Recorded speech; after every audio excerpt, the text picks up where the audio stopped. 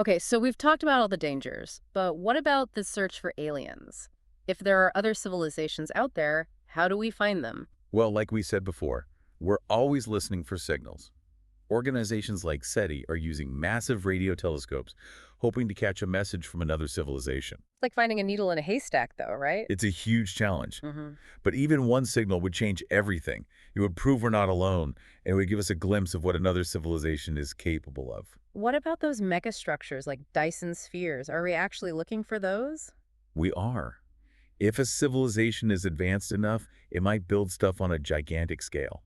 Stuff that would give off a ton of heat. We could detect that heat with our telescopes. So we're looking for these weird hotspots in space, like a sign that something massive is out there. Right. And we're looking for other signs of advanced tech, too. Some scientists are looking for pollution on other planets, believe it or not. Wait, seriously, we can study the air on planets that are light years away? We can. It's called spectroscopy. We look at the light passing through a planet's atmosphere, and that tells us what's in the air.